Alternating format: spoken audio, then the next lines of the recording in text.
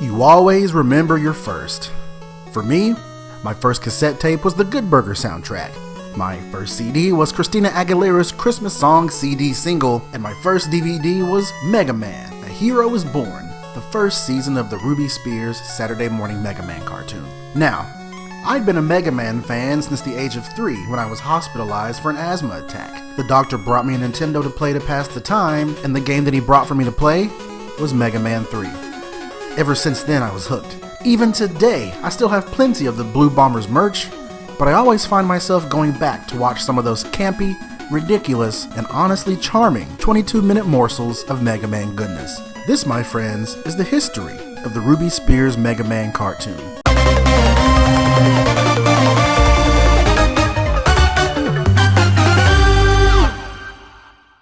Our journey doesn't begin with Mega Man creator Akira Kitamura in the land of the rising sun. No, it begins somewhere you might not expect. Scooby-Dooby-Doo, where are you? We got some work to do now. Scooby-Doo was created by Joe Ruby and Ken Spears, who, 25 years later, created the Mega Man cartoon.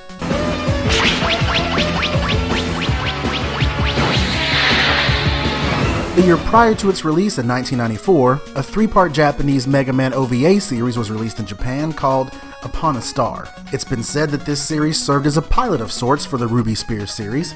The producers of the eventual American series also served as the US production consultants for the OVA. Voice actors for the eventual American show also provided voices for Upon a Star.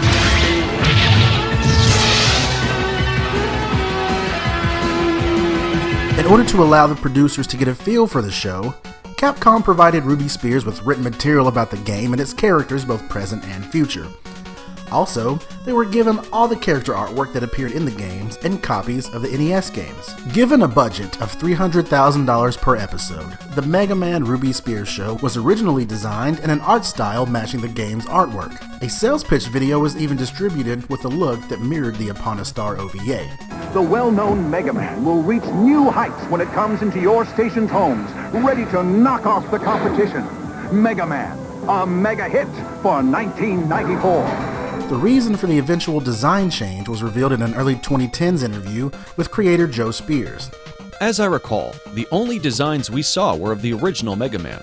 We felt he was too young for our audience, so we made him a teenager and proportioned him as a well-built athlete type. Like with any cartoon, toy sales are a major part of the show's success, and with toys being released by Bandai for the program, executives from the company made sure that their products were featured heavily in the series, said Joe Ruby. They had an exec that would go over the scripts to ensure that the toy villains were being used. The second season, we had meetings with the execs regarding the look, selection, and use of the new toys in the scripts. One of Mega Man's most recognizable features is his ability to copy his opponent's power. And when using said power in the video games, Mega Man's armor would also change color to suit his new weapon. This color change aspect of Mega Man proved problematic for the production team working on the series. With so many characters colored red, black, and yellow, it would get visually confusing in animation. What we did is have an animated effect as Mega Man absorbed the enemy's power into his power arm. But in 1994, with everything in place, the Mega Man cartoon was set to air. Fighting robot, Megaman! Oh yes, the best 2-bar theme song of all time. Literally, the theme song is just 2 bars. Super Fighting Robot Mega Man and Fighting to Save the World. Premiering on September 11th, 1994 and ending on January 19th, 1996, produced by Capcom, Ruby Spears Production, Ashi Productions, and Ocean Productions, Mega Man follows the titular character, Mega Man, his Robo-Dog Rush, his sister Roll, and his creator, Dr. Light, as he tries to thwart the evil Dr. Wily's numerous schemes to try to take over the world. All the while, Mega Man and his crew must contend with evil robot masters like Cutman, I'm going to make paper dolls out of you! Gutsman, You're the one who's going packing, Mega Jerk! Brightman, And I'm here to light up your lives! and even Mega Man's own brother, Proto Man. I knew you'd risk yourself for Mr. Lincoln. The Mega Man cartoon initially ran for 26 episodes in 2 seasons, with a 27th episode airing after the season 2 conclusion. Now I've got your power. By the air date of its first episode, all 6 NES games have been released, but the cartoon only features Robot Masters from the first 5 games. Out of the 38 Robot Masters in Mega Man 1 through 5, 34 are actually in the show. The only ones not featured are Bubble Man for Mega Man 2, Flash Man for Mega Man 2, Skull Man for Mega Man 4, and Charge Man for Mega Man 5. Napalm Man for Mega Man 5 only appears in the intro song. The theme and background music was composed and produced by John Lee Mitchell and Tom Keenley's side at Anatunes Music, and nearly all of the show's background music was reused in the early 2000s Ocean Group dub of Dragon Ball Z, as well as the dub of the Monster Rancher anime and the Little Battlers Experience anime. Another musical note, see what I did there? Musical note? Like a treble clef? No? Anyway, another musical note, in the episode Cold Steel, 3 of Dr. Wily's robots pose as a rock band and hypnotize people with their music. Sparkman, the leader of this robot band, was rumored to have been voiced by real-life rock star Mark McGrath from Sugar Ray. Going somewhere? Sparkman! Although, the wiki for the character has it being voiced by Tony Sampson and Gary Chalk. Despite consistently high ratings and even placing as high as the #1 weekly syndicated children's show in the Nielsen ratings, Mega Man was canceled after 2 seasons. It's been said that the decision to end the cartoon was handed down from Capcom themselves, most likely due to merchandising pressures from their toy partner, Bandai, which had cut short several other popular toy lines due to not meeting sales expectations, and Ruby Spears once planned on doing a Mega Man X spin-off cartoon, but this was canceled as well. Alright then, let's get to it. The Ruby Spears Mega Man cartoon has seen multiple home video releases since its inception. Beginning in 1995, Sony Wonder released 4 VHS tapes with 2 episodes apiece. The 4 tapes were titled The Beginning, The Big Shake, Robo-Sword Park, and 20,000 Leagues Under the Sea. All episodes on the VHS tapes are from Season 1. In 2003, ADV Films released 2 box sets of the series. Box Set 1, titled A Hero Was Born, contains the entire first season of 13 episodes. And Box Set 2, titled Battle for the Future, contains the second season with episodes 14 through 27. In 2009, ADV re-released the first box set, but the company was shut down before Box Set 2 was released. Discotech Media picked up the ball and released the entire series on September 30th, 2014, and the series is now owned by Wildbrain.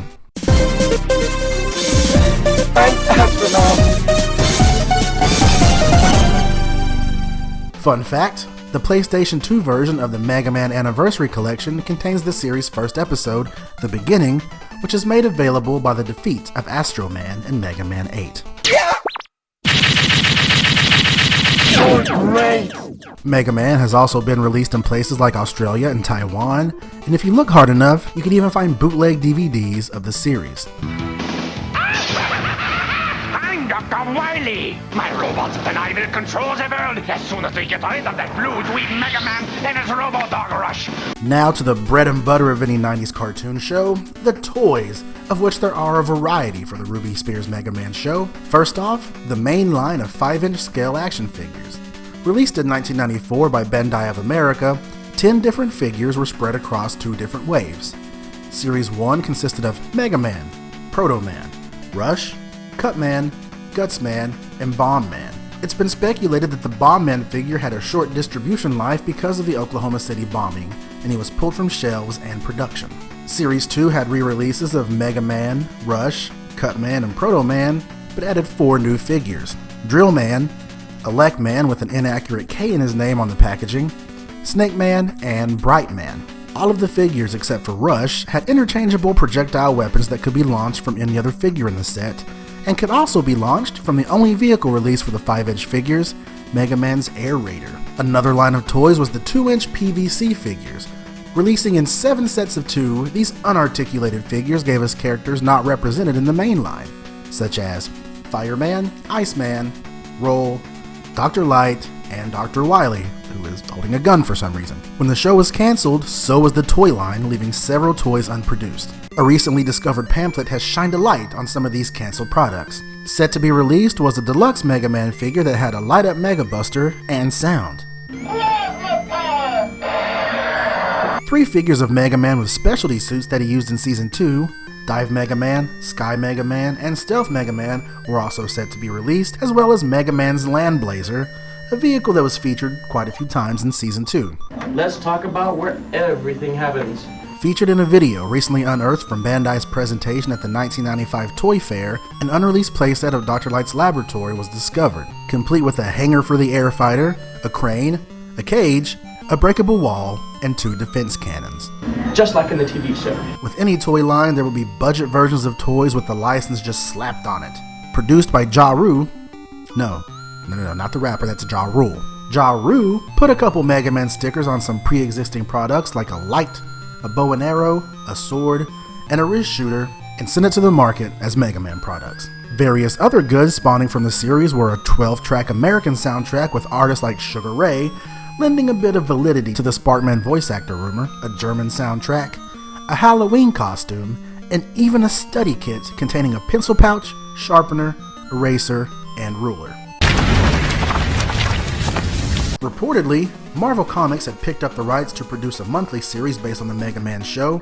However, the deal fell through when the show was cancelled. Other comic publishers did eventually pick up the Mega Man license, like Dreamwave and Archie Comics. Appearing in the Archie Comics were the Emerald Spears Group, a play on the Ruby Spears Group. The Archie Comics also featured characters from the Ruby Spears cartoon and its Short Circuits humor comics, notably having several of them appear in the final issue of the series, Mega Man number 55, which is a rare comic in its own right.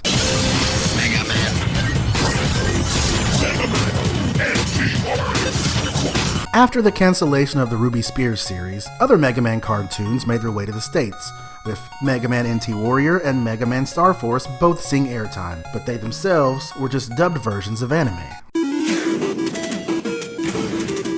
What makes a hero? It wasn't until August 5th, 2018 that we got to see another American Mega Man show.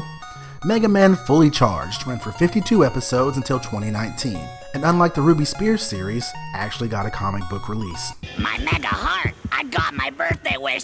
I'm alive! And the Ruby Spears series wouldn't even be the first time Mega Man had graced the televisions of people in America either, as Mega Man was a recurring character on the show Captain N the Game Master. Sometimes I'm not too sure Rush's circuits are wired correctly. But the Ruby Spears show remains one of my favorite cartoons of all time. If you're a Mega Man fan just the slightest bit, I cannot recommend this series enough. It'll definitely light up your lives!